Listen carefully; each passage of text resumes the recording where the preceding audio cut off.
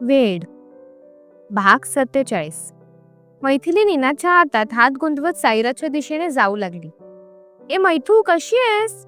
आणि हे काय, तू लग्न केलंस आणि आम्हाला बोलवलं पण नाहीस? मिहीर मैथिलीजवळ येतच म्हणाला. सोबत इतर मित्रमंडळी देखील होतीच. मैथिलीने नीनादकडे पाहिले. ओ, जीजूंनी सांगितलं होतं तर. मिहीर मस्तीतच म्हणाला. ते कशाला सांगतील? तुम्ही लोक तिथे येऊन पण असाच आगाऊपणा करणार म्हणून मी बोलवलं नाही तुम्हाला. मैथिली नाकावरून चाफेकळी फिरवत तोऱ्यातच आपल्या मित्रमंडळींना म्हणाली. नीना डोळे मोठे करतच मैथिलीकडे पाहू लागला. तू नाही ना तुझ्या लग्नात आगाऊपणा केलास? एक मैत्रीण तिची मस्करी करतच म्हणाली. तुम्ही सगळे असते मग नक्कीच केला असता. पायदवी कसे आहात सगळे तुम्ही? मैथिलीने विचारलं. तुझ्या भाषेत बोलायला गेलं तर खूप खूप आगाऊ. मिहीर म्हणाला तसं सगळे हसू लागले. सगळ्यांसोबत नीनाद सुद्धा. मैथिलीने नीनादची सगळ्यांसोबत ओळख करून दिली. थोड्या इकडच्या तिकडच्या गप्पा गोष्टी होताच नीनाद तिला घेऊन स्टेजवर आला. मैथिलीला बघून सायराजने महिमाकडे पाहिलं. Hello dude, what's up? नीनाद सायराजची गळाभेट घेतच म्हणाला. आय एम गुड यार, खूप मिस करत होतो मी तुला. फायनली काल तुझा नंबर भेटला मला. साईराज नीनादची पाठ थोपटतच म्हणाला. खरंच, जर मिस करत असतास तर मुंबईला आला असतास. पुण्यापासून मुंबई एवढी पण काही लांब नाही, नीनाद म्हणाला. ते मला पण कळतं रे लेका, पण आमच्या मॅडम तिथे जायची परमिशन नव्हत्या ना देत. साईराज महिमाकडे इशारा करतच म्हणाला. आतापासून बायकोला घाबरतोस असं बोलायला हरकत नाही, नीनाद साईराजला चिडवतच म्हणाला. घाबरतोय असं बोलण्यापेक्षा खूप खूप प्रेम करतो असं बोललास तर ते बेटर राहिलं रे का. तुला तर माहीतच असेल हा साई कशालाच पाहिजे, म्हणजे कशालाच घाबरत नाही, साईराज म्हणाला. तुझं हे लेका लेका करणं तर मी खूप मिस केलं यार, नीनाद म्हणाला. बस काय, आपल्या पुण्याची खासियतच आहे ही, त्याशिवाय सगळंच अपूर्ण वाटतं, साईराज म्हणाला. मैथिली दोघांचंही बोलणं ऐकत होती. नीनादचा हात तिने घट्ट पकडला होता. साईराजकडे बघायची हिंमत तिची होत नव्हती. हॅलो मैथू, महिमाने स्मित देतच तिला म्हटलं. साईराजची बायको आपल्याला कशी काय ओळखते हे बघून मैथिलीला आश्चर्य वाटलं. ती आश्चर्यचकित होत नीनादकडे पाहू लागली. मला राजने तुझ्याबद्दल सांगितलंय आणि तुमच्यात क्रिएट झालेला गैरसमज श्रीने सांगितला, महिमा म्हणाली.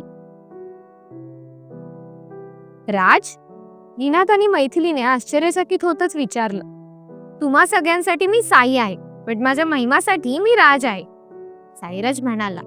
अरे वा, heartiest congratulation for your new name, new job and your new life with your sweet and caring life partner. Congratulation you too Mahima, Ninad दोघांनाही हस्तांदोलन करत म्हणाला. धन्यवाद, मंडळ आभारी आहे, साईराज हसतच म्हणाला आणि त्याने मैथिलीकडे पाहिलं. ती अजूनही शांत होती. हॅलो मैथू, माझा तुला त्रास देण्याचा हेतू अजिबात नव्हता आणि मी तुला नाही दिला. मला समोरून मेसेज आल्यावर मी तुला भेटायला येत होतो, बट ते मेसेज थर्ड पर्सन करत होतं हे मला श्रीकडून कळलं. तरीही माझ्याकडून तुला त्रास झाला त्याबद्दल मनापासून सॉरी, साईराज म्हणाला. सॉरी तर मी सुद्धा तुला बोलायला हवं. तू मला काय सांगतोयस ते ऐकून घेण्याचा मी प्रयत्नच कधी केला नाही. गोष्टीची शहानिशा न करता मी तुला चुकीचं समजले त्याबद्दल सॉरी, मैथिली म्हणाली. तुला माझ्यावर राग नाही ना आता? साईराजने विचारलं. स्मित देत मैथिलीने नकारार्थी मान डोलवली. फ्रेंड्स, साईराजने उजवा हात मैथिली समोर धरतच म्हटलं. मैथिलीने नीनादकडे पाहिलं. नीनादने डोळे मिटत तिला होकार दिला. फ्रेंड, मैथिली साईराजला हस्तांदोलन करत आपल्या मैत्रीची कबुली देतच म्हणाली. आपापसातील गैरसमज राग रुसवे दूर करत चौघे एकमेकांसोबत फोटो काढतात. साईराज आणि महिमाला त्यांच्या पुढील वाटचालीसाठी शुभेच्छा देत नीनाद आणि मैथिली स्टेजवरून खाली उतरले. नीनाद त्याच्या मित्रमंडळींसोबत तर मैथिली तिच्या मित्रमंडळींसोबत बोलण्यात व्यस्त झाली. तोच मैथिलीची नजर श्रीवर पडली. त्याच्यासोबत बोलण्यासाठी म्हणून ती मित्रमंडळीमधून उठून गेली. श्री, मैथिलीने आवाज दिला तसं तिच्यापासून लांब पळणारी श्रीची पावलं जागीच थांबली. एकदा तरी तिच्या ओठातून आपलं नाव त्याला ऐकायचं होतं. जणू काही आपली खूप मोठी इच्छा पूर्ण झाली असा आनंद श्रीला झाला होता. क्षणार्धात एक वेगळंच तेज त्याच्या चेहऱ्यावर झळकलं. श्री, मैथिलीने पुन्हा आवाज दिला. गर्दी बाजूला सारत ती त्याच्या दिशेने जाऊ लागली. श्री अजूनही तिला पाठमोरा होता. तिला मन भरून बघण्याची इच्छा तर होती, पण कुणास ठाऊक का तशी हिंमत त्याची होत नव्हती.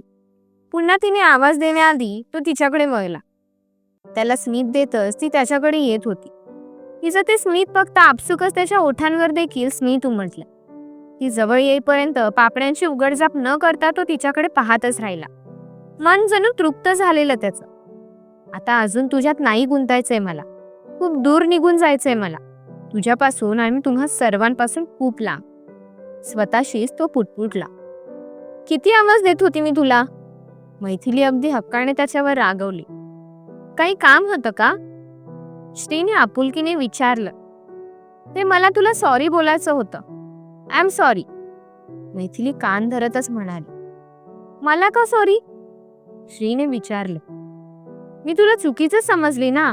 इवन मला 2 दिवसांपर्यंत सुद्धा असंच वाटत होतं की मी हे सगळं तूच करत असशील. मी खूप चुकीचा विचार करत होती तुझ्याबद्दल. त्याबद्दल तुला सॉरी आणि थँक्यू. तुझ्यामुळे मला वनिषाचं खरं रूप कळलं. तिच्यामुळे मी साईबद्दल सुद्धा गैरसमज करून घेतला. मैथिली म्हणाली. तू भेटलीस तिला? श्रीने विचारलं. इच्छा तर नव्हती, पण निनाद ऐकतच नव्हते. त्यांनी जास्तच जबरदस्ती केली म्हणून माझी आणि तिची भेट नाही झाली. कदाचित मी तिला सगळ्याचा जाब विचारायला येईल म्हणून भीतीने ती तिथून निघून गेली. फक्त तीच नाही तर तिचा पूर्ण परिवार कुठे गेले हे तिच्या शेजारच्यांना सुद्धा नाही माहिती. मला अजूनही विश्वास नाही बसत की तिने एवढं सगळं केलंय. मैथिली म्हणाली. राग माणसाकडून काहीही करून घेतो ग. ती पूर्णपणे चुकीची आहे असं नाही म्हणता येणार. तिला त्या थराला कोणीतरी पोहोचवलंय त्याला चुकीचं म्हणता येईल. चुकीचं त्यांना पण म्हणता येईल जे तिला आणि ती ज्यांना आपलं मानत होती. कारण ती आतून किती दुःखी आहे हे ती लोक सुद्धा ओळखू शकले नाही. तिची चूक फक्त एवढीच म्हणता येईल की ती सुडात वाहत गेली.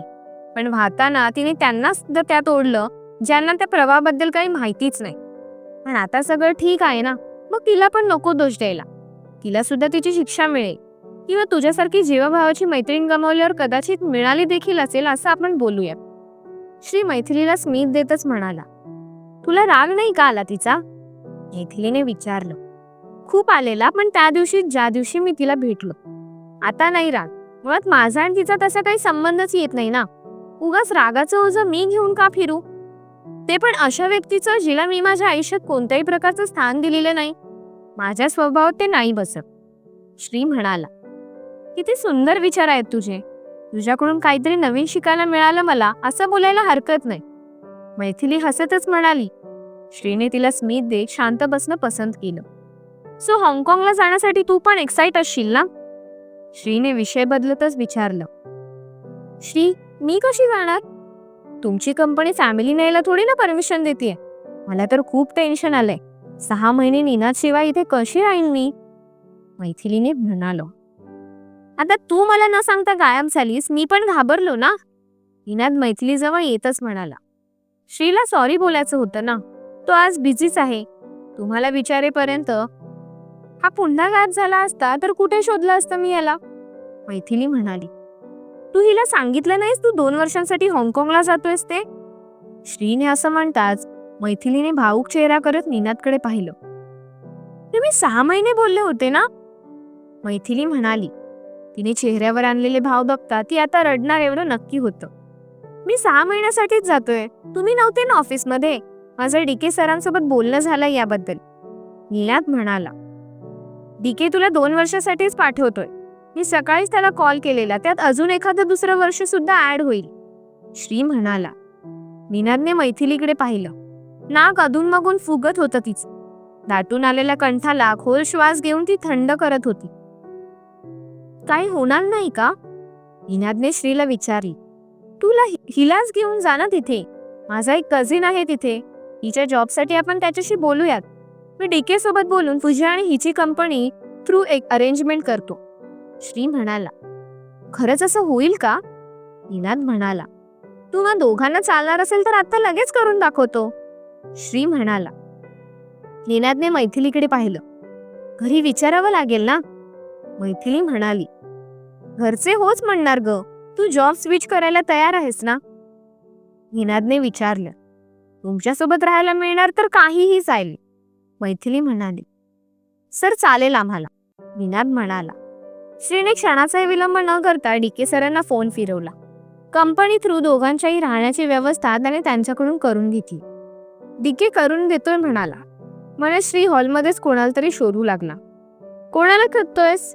मैथिलीने विचारलं. माझ्या कझिनला. इथेच आहे तो. तुझ्या जॉबचं पण बोलून घेतो ना त्याच्याशी, श्री म्हणाला. निनाद आणि मैथिलीने एकमेकांकडे पाहिलं. विशाल, श्रीने एकाला आवाज देत स्वतःजवळ बोलवून घेतली. निनाद आणि मैथिलीसोबत त्याची ओळख करून दिली. दोघांची समस्या त्याने त्याला सांगितली. जॉब मिळेलच याची गॅरंटी मी नाही देऊ शकत, बट आपण प्रयत्न करून बघूया, विशाल म्हणाला. ती हुशार आहे, तू तुझा रेफरन्स दे, ती तिच्या हुशारीवर जॉब मिळवेलच, श्री म्हणाला. मैथिली पापड्यांची उघडझाप न करता श्रीकडे बघतच राहिली. तुमचा रिझ्यूम मला देऊन ठेवा, मी बॉस सोबत बोलून बघतो, विशाल म्हणाला. मी व्हॉट्सअप करते तुम्हाला. तुमचा नंबर? मैथिलीने विचारलं. आपापसात नंबरची अदलाबदली झाली.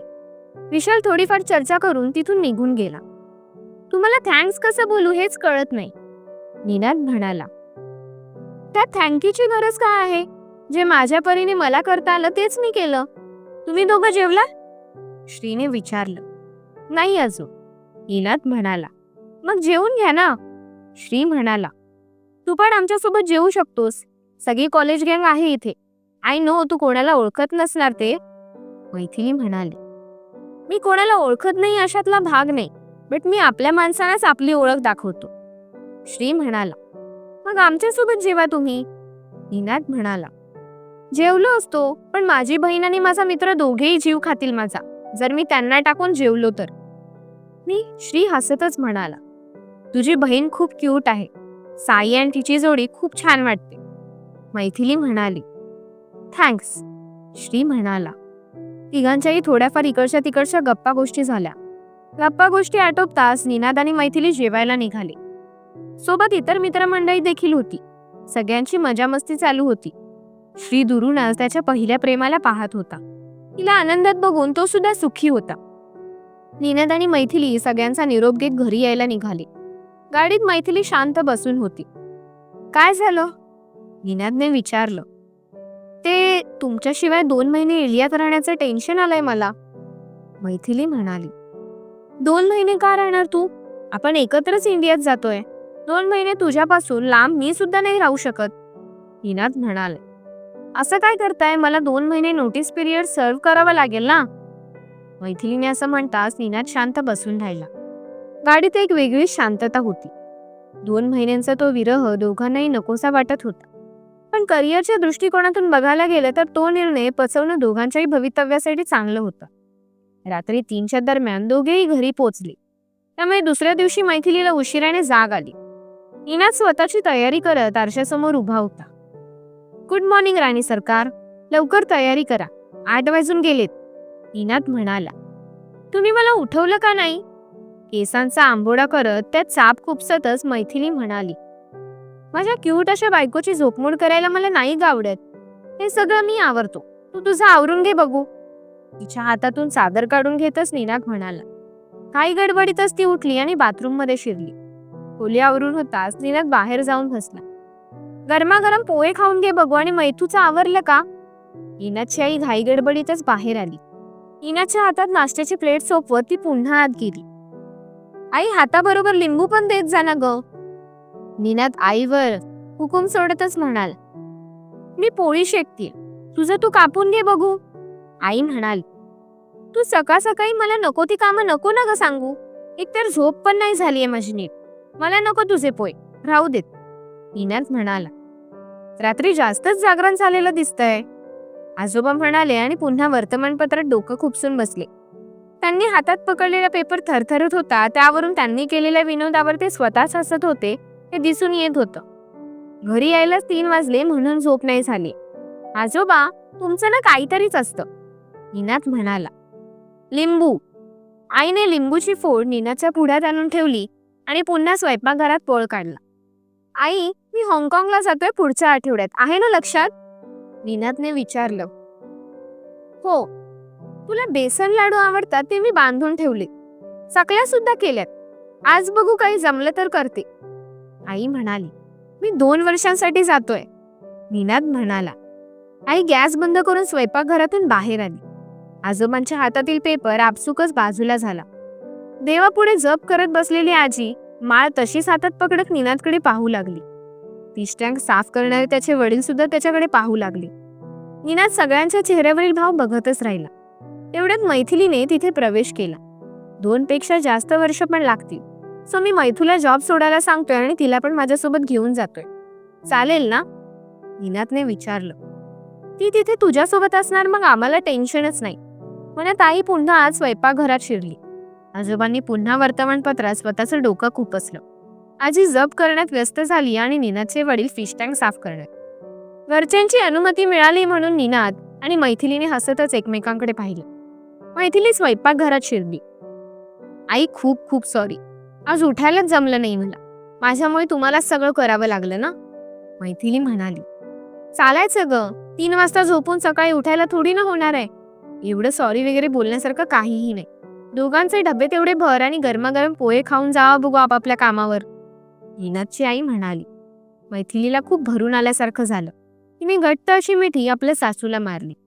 आय एम सो लकी जे तुमच्यासारखी सासू मला मिळाली. खरं तर सासू तुम्ही वाटतच नाही मला. अगदी माझ्या आईसारखेच आहात. मैथिली म्हणाली. पुरे आता. आधीच उशीर झालाय आणि आता अजून नको. नाहीतर सासू बनून ओरडेल हा मी. आईने असं म्हणताच मैथिलीला हसू आलं. पटकन स्वतःचा आवरत ती निनाद सोबत ऑफिसमध्ये जायला निघाली. तिला ऑफिस जवळ सोडून निनाद ऑफिसमध्ये आला. सगळी मित्रमंडळी घोळका करून कसली तरी चर्चा करत होती. निनाद स्वतःच्या डेस्कवर येऊन बसताच सगळे त्याच्या जवळ आलो. तुला सरांबद्दल कळलं का? समीरने विचारलं. काय? निनादने घाबरतच विचारलं. काय झालं असेल ऑफिसमध्ये?